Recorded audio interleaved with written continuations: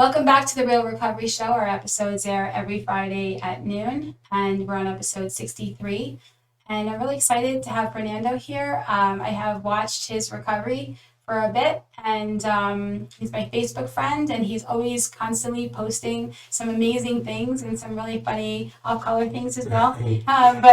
But he's so sincere in wanting to be better and better and better. And man, when somebody dives into their recovery and wants the solution and puts the kind of energy behind what he does, like he does it, that's somebody I want on the show. Somebody who has made changes, and it shows in their life and in their energy and the way that they are and everything. And he has the most adorable little boy and a whole bunch of other kids and a small village. But yeah, so anyway, as we start normally, we talk about how it was like when we were growing up, because whether we realize it or not, the programming of our childhood, the experiences, they set the foundation. And even if it is a genetic thing, because maybe generation after generation had addiction, there are still the psychological components, the way people are about feelings, the way they interact with each other, the interactions that they have that play a part, and other things that could have happened, whether they were abuses or neglects or anything. And so we're going to talk about all of it. And so here we go. So without further ado, here is Fernando. Hi, my name is Fernando. Can I talk about my recovery? And he has his sobriety date on his shirt, which is very handy. So he's coming up on 3 years. 3 years. My sobriety date is February 9th, 2021. And for that, I'm very grateful. Tell you a little bit about my story. I was originally born in Tijuana, Mexico. I was raised by my mother by herself because my dad wasn't around. He was an alcoholic also. He raised my younger brother and two stepsisters that came to the picture when they were only 3 to 5 years old. Mm-hmm. So my mother was the only one taking care of us. So she was never drank, she didn't smoke, nothing. She was just the old ways, So she was a very strong woman that was raised on not on love but on survival, because she was back in the day. So she was very strict with us. I mean, we got beat up a lot, and I think that's kind of how she dealt with her emotions sometimes, because she was alone. My dad wasn't around. My dad would come and see us once or twice a year, and then usually when he came to see us, he'd be we'd go on a bench 3 or 4 days drinking. And I was the older guy and the older son, so I pretty much took care of all his duties when he wasn't around. So my mom would get a neighbor's kid. He was a little older, so he can stay outside the bar with me, but she went into the bar looking for my dad when I was there, Anyway, do you remember that? Yeah. After going through my recovery, like a lot of stuff started coming back, and I get like little pieces that come into my head, like, oh, I remember this now, and it's incredible, and it's helping me a lot, to heal. So my dad wasn't around. He came back to my mom when I was 13, 14. That's about the time I started rebelling a little bit. That's the first time I actually did crystal and got drunk the same day, and I think I blacked out.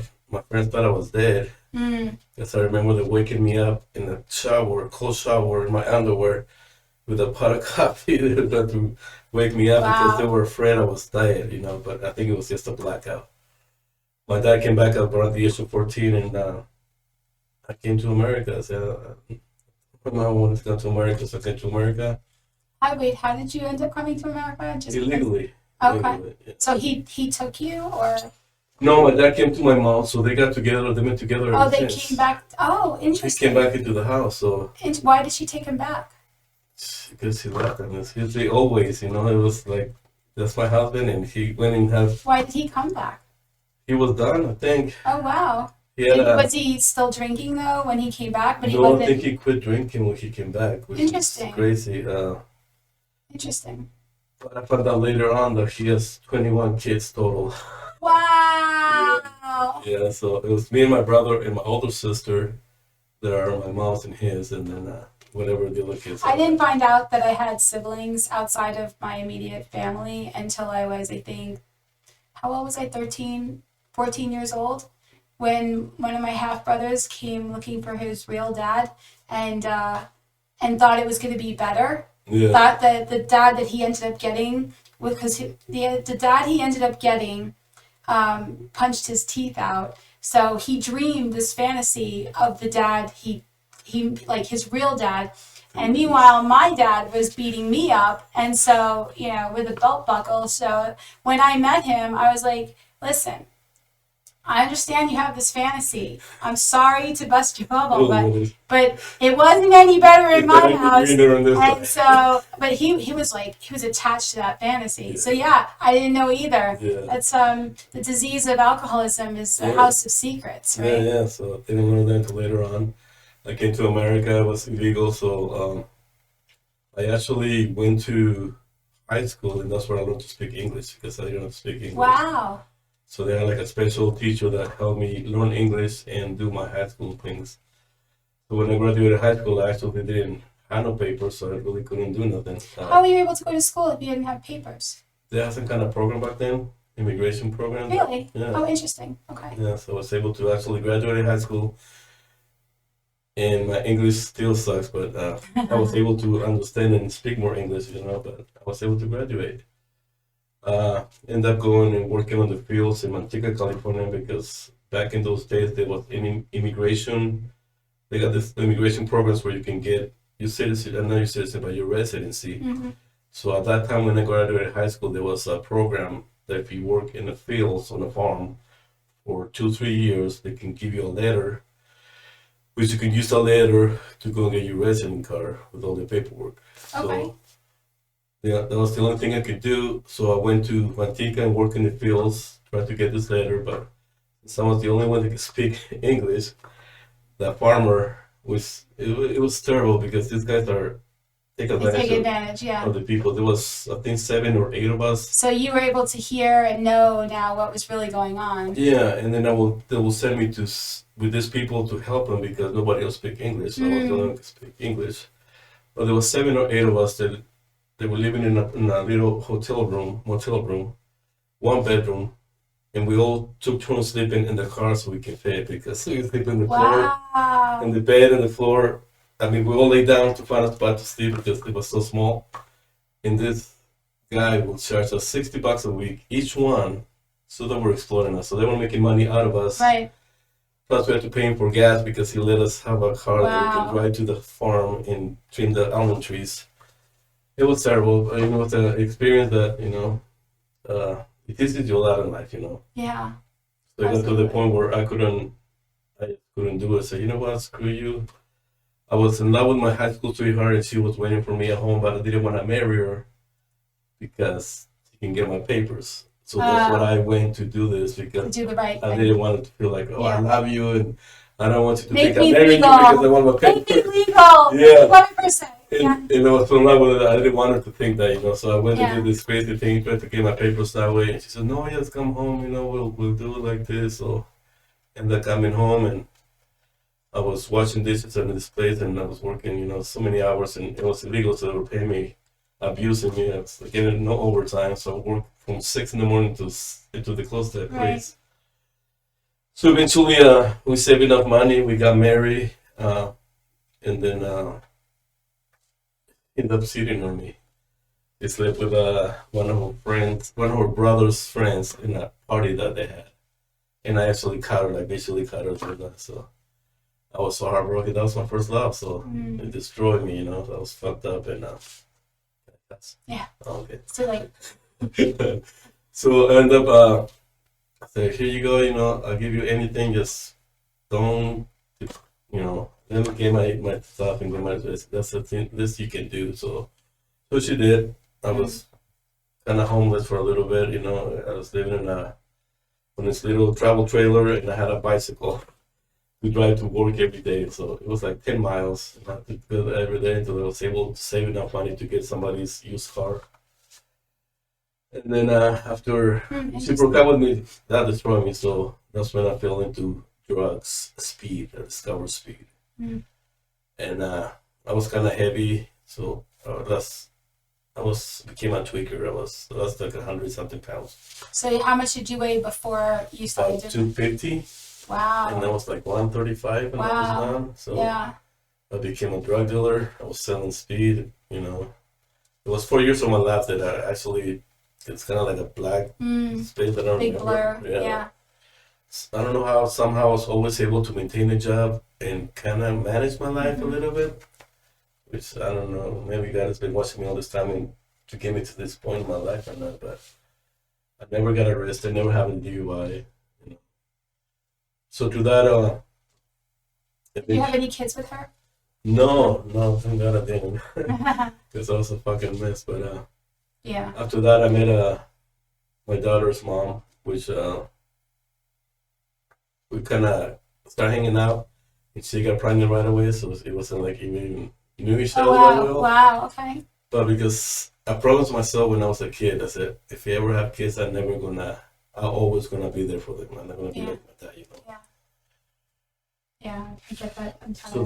that was tough, you know, because okay, she's pregnant, so to marry you because you're pregnant Right. with my You gotta dad. do Not the right because I thing. love you, you Right. know, I told her I care for her, but you know, eventually that's gonna grow into a relationship. So I married her. We had my daughter, and then it was, you know, I discovered after being in recovery that a lot of the things it's not just them, but it was me. Mm. Growing up with Good. taking care of my mom, you know, so I grew up like wanting to fix every woman that I Yeah. lived with. Yeah. Like I'm gonna be your hero. I'm gonna Yeah. take care of you. I'm gonna be Yeah. like my dad wasn't there for my The mom. girl with the broken wing. Yes. Yes. They used to call me the brothel, the Captain Save a Ho. Yeah. Yeah. Yeah. Yeah. Yeah. Because I was at the brothel Yeah. a lot. So yeah, so that's what happened. That didn't work out, obviously, and I was able to get 50-50 custody of my daughter. Uh, then ended up getting full custody of my daughter when she was 13 years old. Mm. And through all the times Why? that, Why did you get full custody? How did that her happen? mom had issues too. She was into pills, Mm. and that, since we got divorced, like we lost, she cheated on me too. And you know, Did you ever cheat on anybody? no, Interesting. I always wanted to be, I guess, because of my mom. Yeah. You know, I never wanted to do that. To be what your dad was like. Exactly. Interesting. Which is crazy, you know. But after my recovery, I realized a lot of this stuff. But the truth is that if we are going to be cheated on, it is because we are codependent. Like we are attracted to people. We'll make excuses for them. We'll give them chances. We'll forgive them and then stick around. You know, we want to see the good in them. You know. So many chances too. You get. So many. So many red flags. We could do a whole episode on that. Just alone. I kind of want to wait until I heal all my dating issues before I do that episode, though. Yeah. Yeah, we'll never be healed from that. Yeah, then you guys will never be here.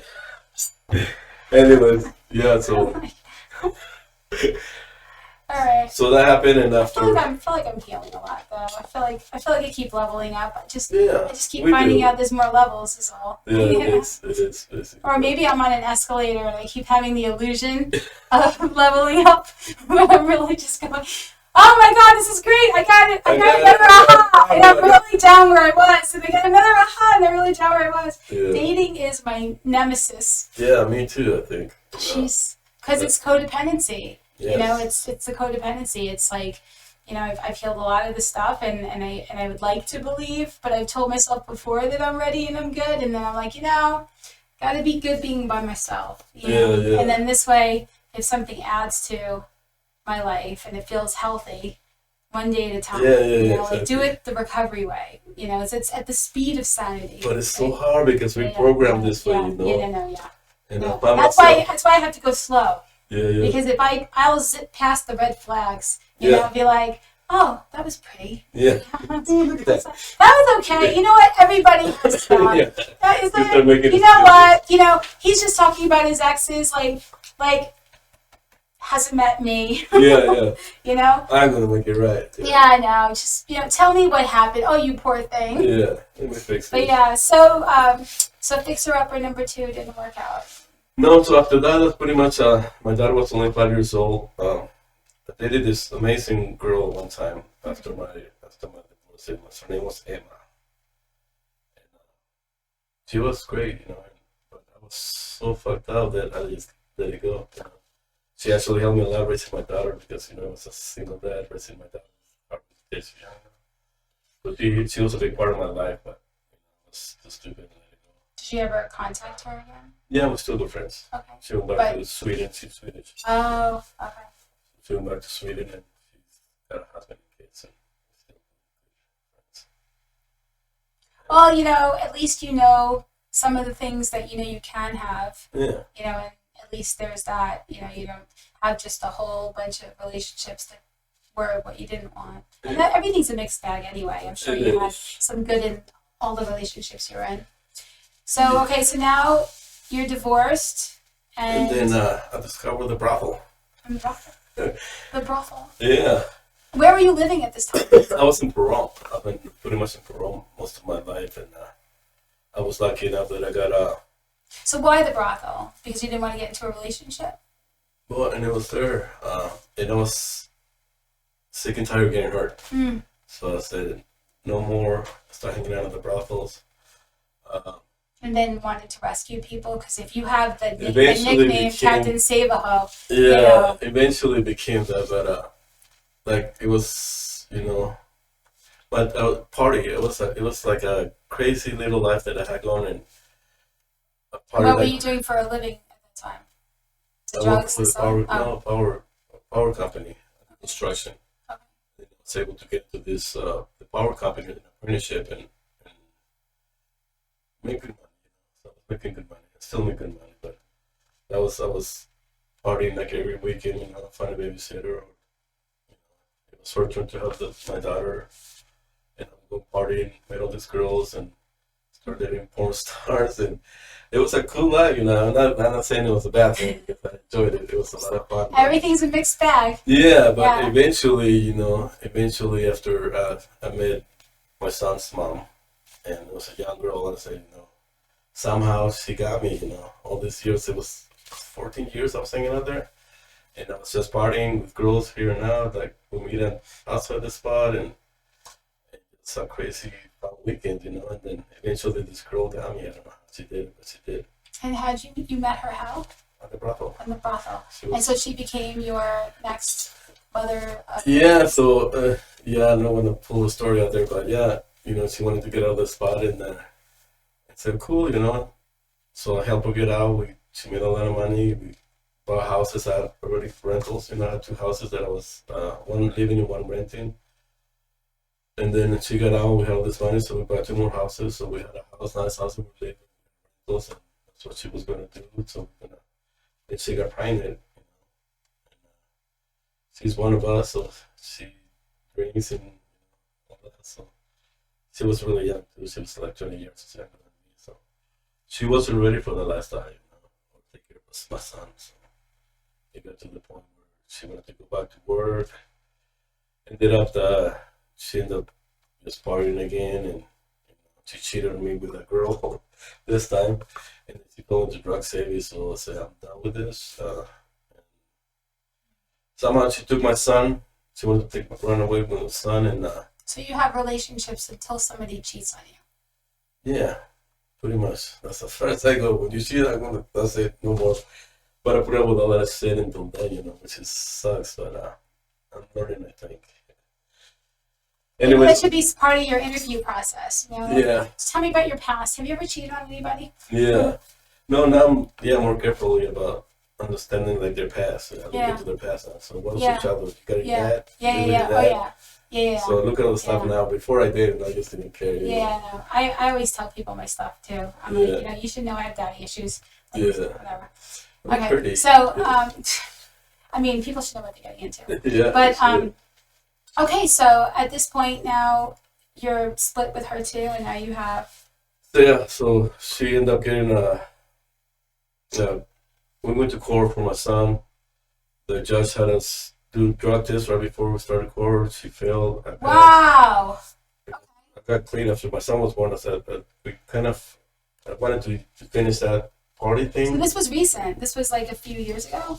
Or 2015, that's when my son was born. Okay. So you got clean off of the drugs then, but not into recovery. I wasn't really like a drug addict. It was just like I used it for party, But then that's when my drinking took over, It became more and more and more, and then eventually she couldn't have my son because she got a DUI with my son in the car. Ooh. So then the judge just gave me full custody, and then she kept on calling the doctors when she showed up to court. Oh. Gave her like every other weekend she was allowed to see my son on supervised visits by me. And then eventually she got pregnant. She had twin boys after my son. Then she had With you? no, Or with somebody else? Somebody else. Like, So she stopped showing up, oh. and it's been like almost 4 years since we actually seen her. Oh.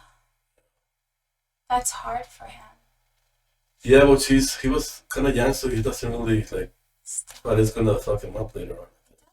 I mean, like not having your dad. Yeah, exactly. He's such a good kid too. Yeah. Okay. And so we talked before the show about how, a lot of times we'll like switch seats on the Titanic. We'll have this addiction or this compulsive behavior, and then it'll go into something else. So it's food or sex or work or drugs or alcohol or codependency, right? Sometimes you have more than one at the same time. Yeah.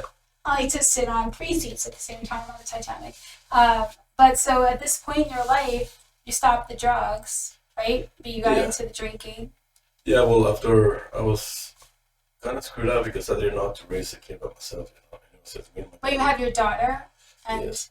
So how many kids do you have? Just 2. Oh, just the 2. She's, I thought you had more. No, that's it. Weird. Yeah. So my daughter pretty Maybe much. your pictures of your daughter and her friend or something, and I thought they were all yours. Yeah, no. Hey, your dad had a lot of kids. Well, a lot of the girls like got kicked out of the house and called me dad because it was like I kicked back. Oh, that's good. Yeah. But yeah, it was my daughter pretty much did homeschooling and helped me with my son, her brother. So she will, help me raise him up, And I was like, so I guess he does have that, because my sister would say I'm the only mother she ever knew. Right? Because both my parents were in addiction, and their heads up their own butts. Yeah. So I get that. That's wonderful. Like I feel like my brother, my younger brother, I feel like he had me and my sister as mothers. Yeah. So, and he didn't get like the stuff that we got from my mother. Yeah. And my dad, like, he didn't get hardly anything. Somehow it got buffered. So I feel like your son has an older female, like kind of like love, nurturing source. Yeah, in that way. Actually, her mom is my nanny. So wow! So then he has. Okay, yes, so okay, she good. got. That's she went through the whole problem and. So is she not? She's not doing any. No, she actually went to recovery. Also. She did. Yes. Oh, good. So she ended up getting clean. She's been out 6 or 7 years now. Oh, before you, she got clean and sober before you did. Yeah. How cool is that? She doesn't really work the program, but she had a core thing where she had to go to 2 years. But she's not doing anything. And she's not doing it. That's wonderful. So she finished the program and kind of felt like my daughter. She never really had her mom because all those years that she was in issues. So we kind of said she started showing up to the house to see my daughter and say, hey, start watching my son. Say, hey, how about I let you have a room? You can spend time with your daughter. You help me with my son, and I pay you. So I'm paying her $200 a week, pay her bills, and then she's been helping me with my son. So she lives with you now? Yes, she has. How interesting! Yeah. What a turn of events. Yeah. Yes. It's been a blessing, Recovery is a blessing, yeah. Or even just, changing those behaviors. Like, that's wonderful. Yeah. Yeah. So she's still with us right now, and she actually helps me when I'm working. She takes care of my son, helps me with his homework. So, yeah. That's wonderful. That's wonderful. Okay, and so what prompted you to stop drinking? Like, what was happening with the drinking that got to a place where you were like, enough? Did you get in trouble?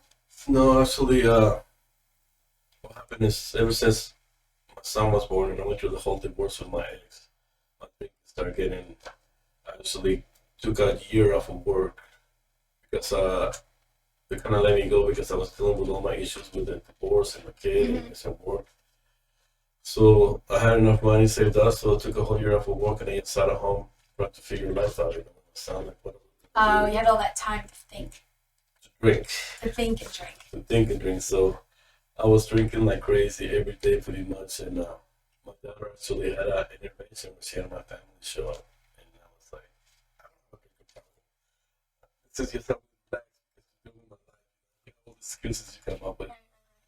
And, it's getting get worse and worse, and then it started getting to the point where I was getting drunk, so I needed a bomb somewhere else. I could keep going drinking because I couldn't stop. And all this time I was hanging out at the brothels too, you know, and I would go to the brothels and I am the party animal. Get the girls drunk, all the girls love me to go there because we party, spend $300 a night in the bar, and we get drunk. But I started noticing that everybody they finish drinking and they go to the bed like, and I'm And still you're in the still bar by wanting, myself. yeah.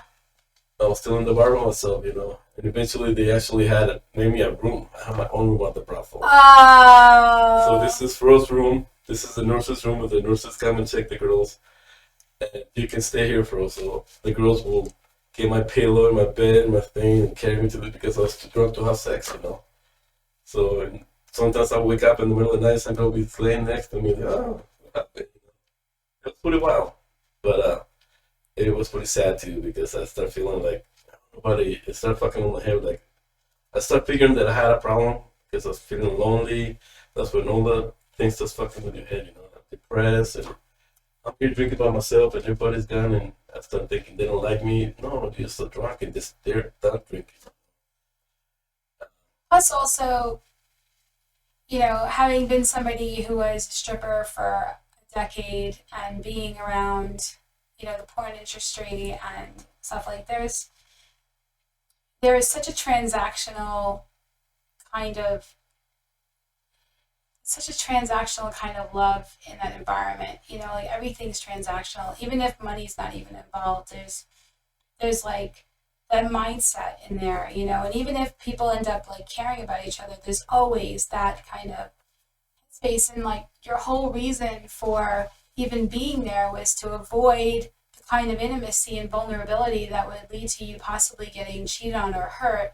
And so, you know, just like I kept everybody at an arm's distance, and so that I can have people in my life.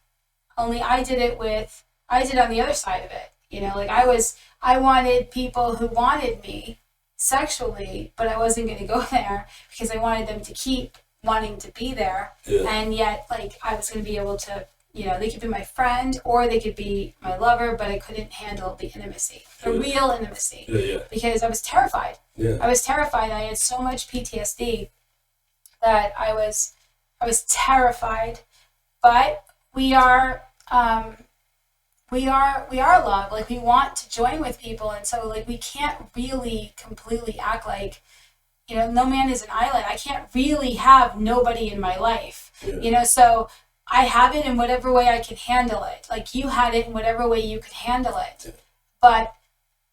But when somebody would tell me they loved me, I'd be like, bullshit. Yeah. Because you don't know me. Yeah. You only see what I let you see. Exactly. You're only in my life the way I let you in my life. That's how it was. You know, and then I had people in my life, some of them really nice, good people even, Yeah. but I was isolating in crowds. I was isolating in these relationships. I never let anybody in. And so, of course, I was lonely. Of course, I felt like nobody knew me. And I wasn't, people would say they loved me, and I didn't believe it because how could they? And I didn't love myself. I didn't like the way I was. I had shame. So, yeah, I can imagine that. So it's not just the drinking. It's the whole self-protective, Emptiness. don't feel, you know, don't trust, keep people in a way, like if you're paying them and you're the person that's coming there and paying them, then you have control. Yeah, exactly. And you know, and the money becomes the security for you because it's just, hey, the money's between us. Yeah. You know? String attached kind of feelings. You know? But you're codependent and you're lonely and you have a heart and you want somebody to care about you. And alcohol is a depressant. And so if I'm already going to feel a little bit on that kind of slide, I'm going to end up being like, why doesn't anybody love me? You know, and all clingy and codependent. And it's like, alcohol is like the big kerosene to the flame. You know, it's like pouring. It just makes everything, every character defect, every suppressed, repressed need in me like more. You know, and then I don't like myself, and then I drink to numb that out. So yeah, I mean, of course you were lonely. You're still nursing unhealed wounds from past relationships. You don't have hope. You don't have tools. You're going to a brothel and you're drinking. If you weren't lonely, I couldn't imagine like how that's even, you know, you'd be out having a different life then.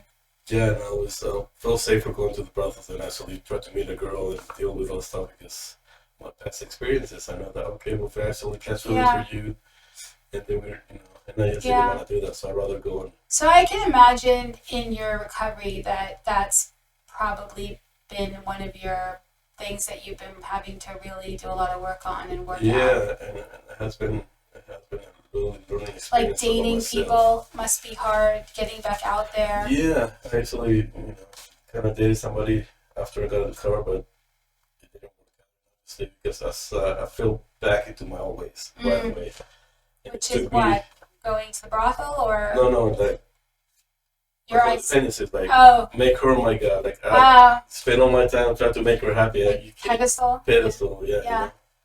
And try to fix everything, try to give her everything, and you can't do that. Because, you know. So what? She feels smothered? I'm not sure. Or did you pick her? Oh well.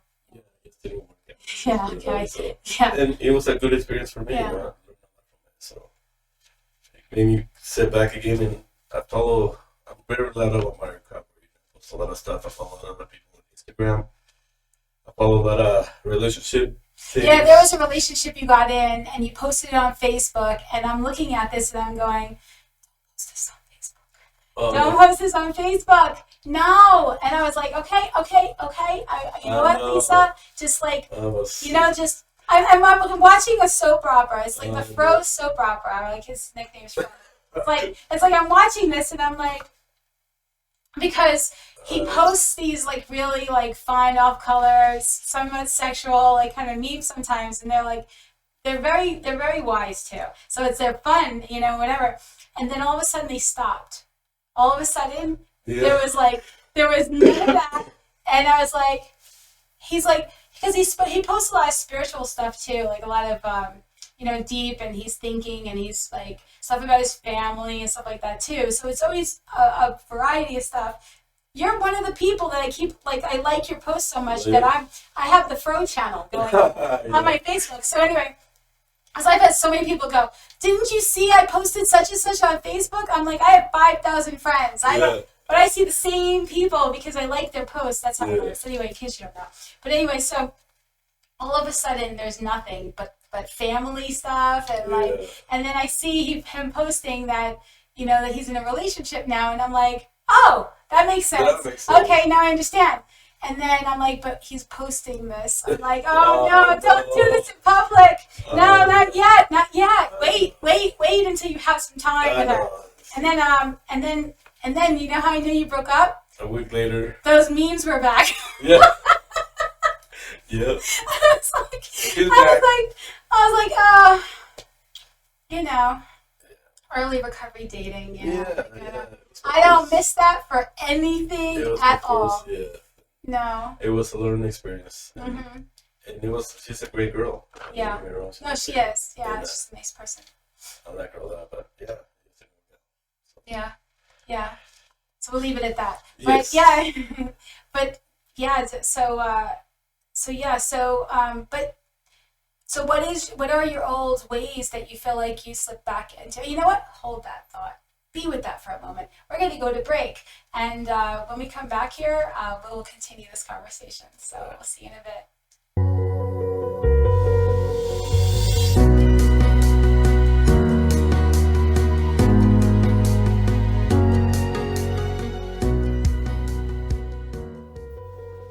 The meeting space is a facility with over 100 weekly recovery meetings for addiction from alcohol, drugs, sex, food, gambling, codependency, and PTSD. When someone is scared to go to their first meeting, we walk them through the process, ask them and answer questions to assuage their concerns. Many are court-ordered to attend, and we provide free court papers and teach them the process.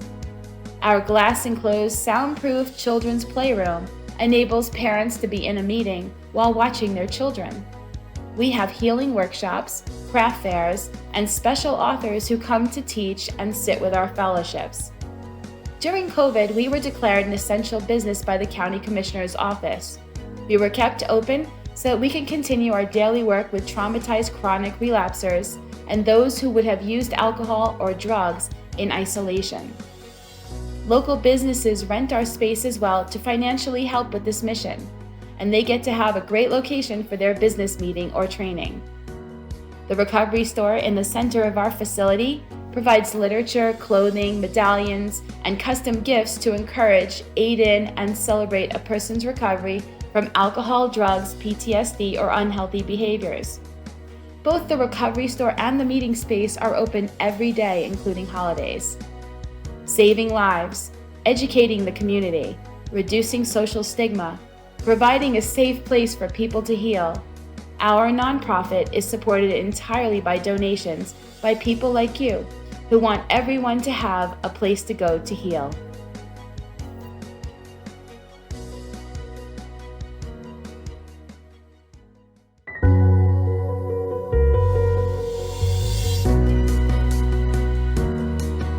Welcome back to the Real Recovery Show. As promised, we were talking about relationships and getting into relationships in recovery, but then bad old behaviors that you said you got into. What were they? Well, just codependencies, just trying to fix everybody, try to, Right. So yours is like over available, whereas yeah, like it's being too much, is it insecurity? Yeah. Is it like neediness? Does it come Yes, across as yes. like clingy? Yes. And is that what the issue is? Yeah, part of it too, because there are people that would eat that up. Like you're gonna do all no, this and trust me, do all this stuff. everybody appreciates it at first, but then it becomes like Too much. Yeah, like a bit researching all that stuff, and that's good for a moment, but then eventually becomes like, oh, they get over that, and then they see you as a weakness because you're a different kind of guy that. Then they And thought. most women, they say that women want a guy that's they like assholes. And most of the girls that I met in the brothels or anywhere love those guys. That guy would come and treat them like shit, and they will run up to that guy like he was. It's a thing. It's a thing. Yeah, I mean, every feminist who's watching right now will probably kill me for what I'm about to say, but even I have an issue because I like The bad boys. I was telling my recovery mentor this today. She was laughing so hard. I said that I like to have a little bad boy in my good man, and if there's no bad boy at all in my good man, I can't do it. Okay. I can't do it. I mean, to me, then there's just a platonic energy because there's something about that. And I think it's like an animalistic thing, I think it's biological, unfortunately, especially when you're somebody who grew up the way that I did. You don't have any necessarily good role models. My dad cheated on my mother, like a disgusting amount. My first presents, like when I was born in the hospital, were from my dad's mistress. When I was born, like all my little kitty clothes, they're like, oh, look at the gift that so-and-so got. It's a colleague of my dad's. Yeah.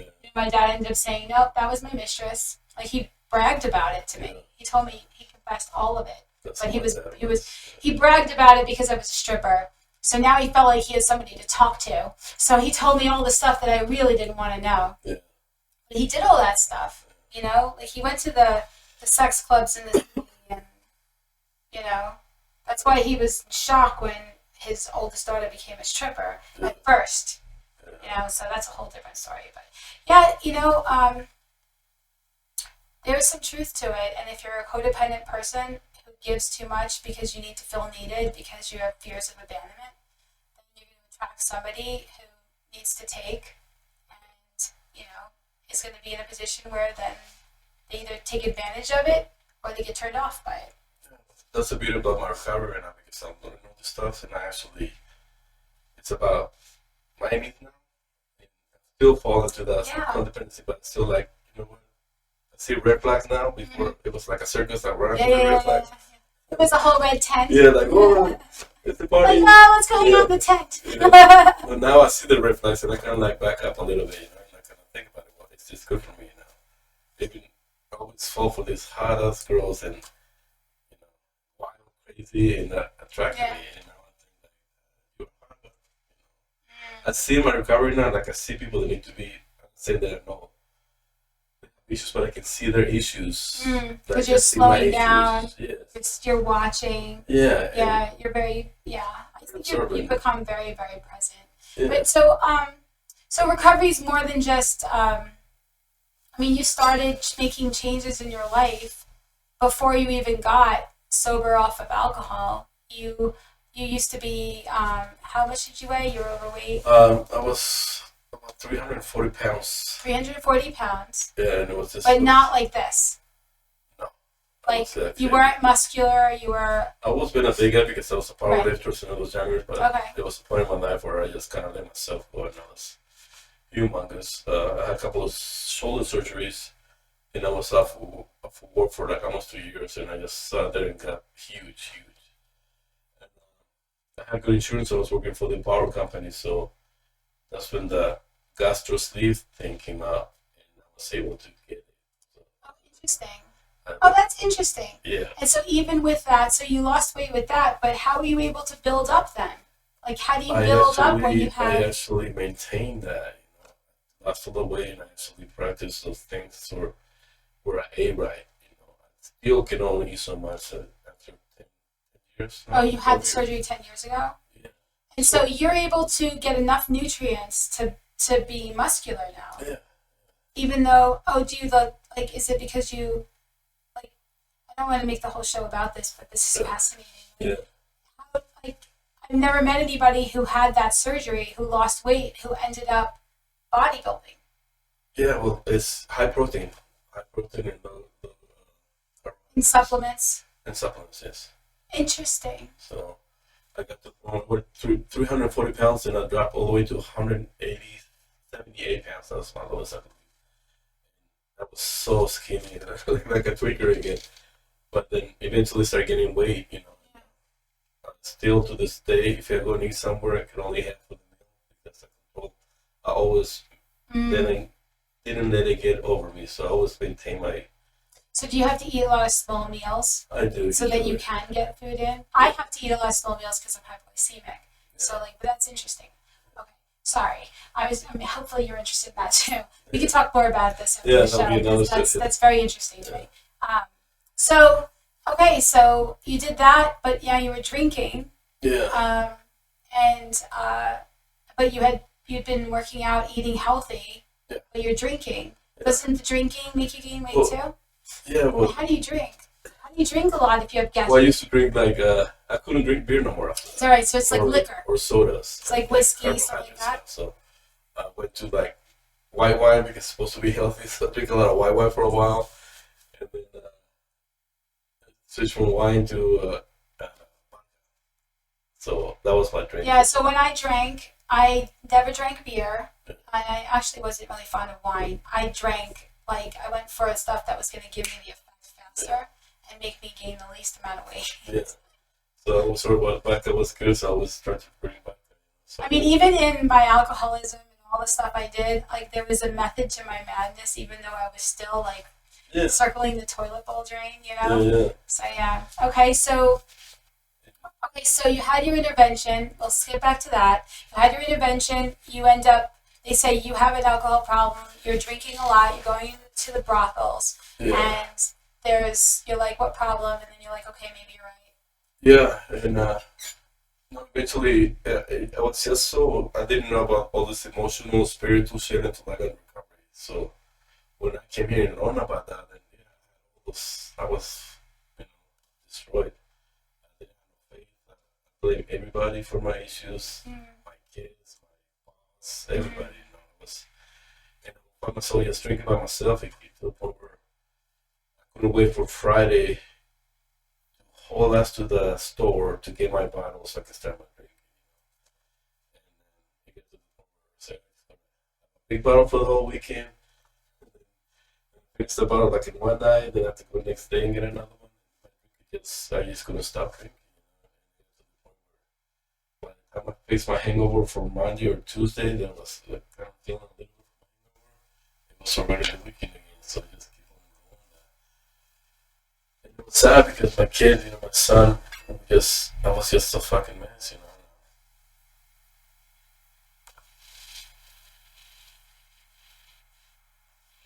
So your desire to be a good dad is one of your strongest motivators in your recovery. I know we have to do this for ourselves, but it is still for you too. Like the story that you have, like somebody once said, you don't have to like any situation you're in, but you have to like yourself in it. And you want to like yourself in it. You want to do the best you can. I can see it. It's very sincere. I see you all the time, and I'm very grateful to watch that. It makes me happy to see that. So you start going to recovery, and did you have to go to a rehab? No, actually, my story is I've always been lucky enough to manage my work. And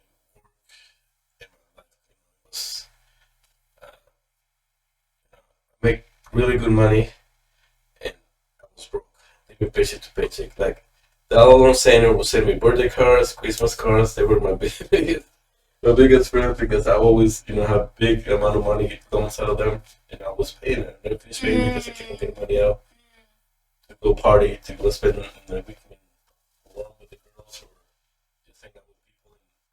And I was the guy that bought everybody drinks to make everybody like me, and eventually I went to party with some girls, and I got really drunk. Just had a drug test for my job because I had a commercial driver lesson the week before. And these girls called me up and said, hey, we just finished with this trick and we want to hang out with you. So, okay, I'm going to be there. So I showed up and partied with the girls. We had things going on. And I was getting too drunk, so we were going to keep going, So she goes, hey, you want a pump?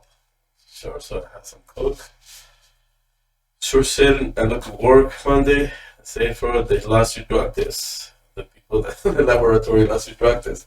And they had to retake so it. You gotta go to take your drug test. Oh my God. Now. So, oh no. This is crazy how my dad works because he was so lose my drug test and I had to retake it, and of course I failed it. So the DOT has to give you this recovery thing when you do all these classes. And this guy got sober, and then we used to hang out and go to the swimming pool. Daughter with my son, and he was not drinking, and this guy is crazy. Great guy, but he got sober, and I couldn't understand. How did you get sober? Yeah. You cannot drink and have a good time, So when this happened to me and I failed my drug test, I called him, say, hey, bro, he talked to me about the miracle. He had that spiritual awakening. At the time, I was still drinking, so I had no idea what he meant. So, this thing, it was Christmas time, and this thing happened to me, and something spoke to me, and then he got sober, and he's been sober. So I called him, bro, I don't know, I need your help. I think I have a problem. I'm so sick and tired of my life, and I need to change, and to change. It was you, bro, because nobody thought I had a problem because I was so easily coping myself because I was getting my shit together, so nobody thought I had a problem. So he's the one that got me to events, do recoveries. And then I started doing my recovery. He helped me do the whole thing. And then, yeah.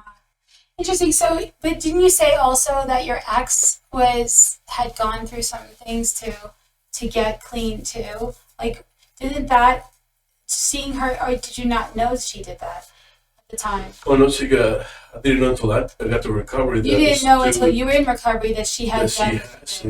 That's so the interesting. same thing I did in recovery. See, that's just amazing how the past. I know she stopped doing all that stuff, but I didn't know she actually. You never know if she keeps watching you heal. It may be that one day she goes, you know what? I want to come and do what you're doing.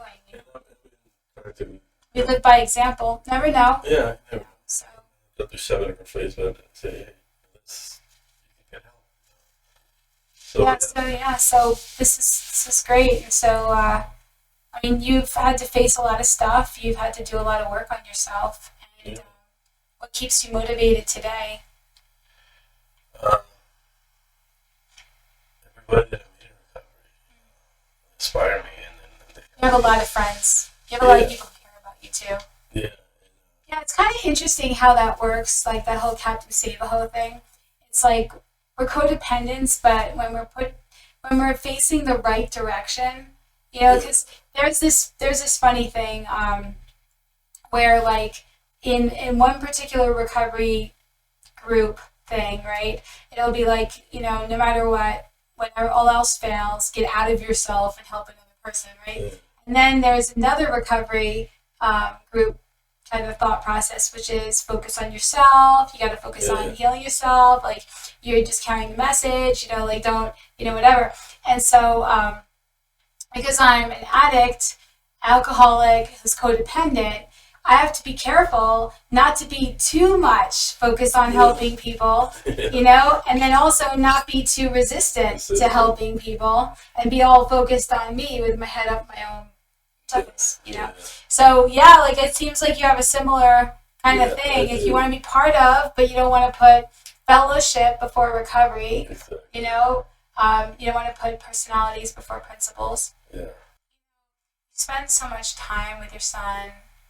Like I don't think I hardly ever see you without him. And I think that that's just his energy. I'm all about like people's like their whole like their body expressions, their facial expressions, their energy. Like he seems pretty good, and like he seems normal, and I love that. I love that you're really there. I feel like with all the things that happened in my childhood, if my parents had either of them had done an about face and started focusing on cleaning it up and living differently, so I can watch them live differently. So like my mom, she tried, but it didn't happen. I think that would have gone a long way. And so I love that. I love watching you do that. And then what do you feel like are some of your, because I mean, we're all here because we're not all there, we're all healing, more is revealed. yeah. So what do you think your challenges are right now? Like, what are the things that you're like keeping an eye on in your recovery, like wanting to do better in and wanting to, Relationship stuff. I'm trying to be here now for them. how's your relationship with your daughter now? Amazing. It was great to see her trust me again. That was a big thing. How long did that take, do you feel? I don't know, probably about a year. There was a couple of times that I went out with a friend, and then She would worry. she will call me, "Are you okay? You're not drinking, right?" Oh, so she's codependent. She's it's just that's from my man or dad. Both have issues. So that's what I'm saying. My recovery, when I'm running, hopefully can help me help her. But they're both witnessing. They saw you before, and they're both witnessing. Like she's witnessing both of her parents doing things differently. Yeah, Like both of you are putting energy and time into her. yeah. That goes a long way. I love what you do. Throw stuff at it. If anything I can do to help you, I want to be part of this. Thank you. Thank you so much. Yeah. Wow. So thank you so much. I mean, this has been. I love watching you grow, and I want to keep watching you grow, and see what happens because this inspires me to keep doing everything that I'm doing to heal and grow as well. So thank you. Thank you. Thank you very much. And thank you for joining us on the Real Recovery Show. If you if you want to be on a future episode, you can contact me on Facebook or on themeetingspace.com through the contact form or fill out an intake form. If you have an idea for a future topic that you would love shared about, let me know. Please remember that the opinions expressed here are strictly those of the people who gave them and don't represent any 12-step program or are meant to replace your own intuition or professional medical advice.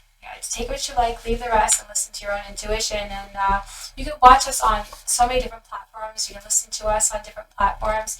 We're going to update the list on the meeting space because we're moving everything over to everything. But you can watch us on Facebook, YouTube, Amazon Fire TV, Apple Podcasts, Spotify, iHeartRadio, blah, blah, blah, blah, blah, blah, blah. But just go to themeetingspace.com and you see all the YouTube videos there, and please like us and share us and let's get the word out. So, all right, well, thank you so much for joining us, and thank you for joining us, and see you next week.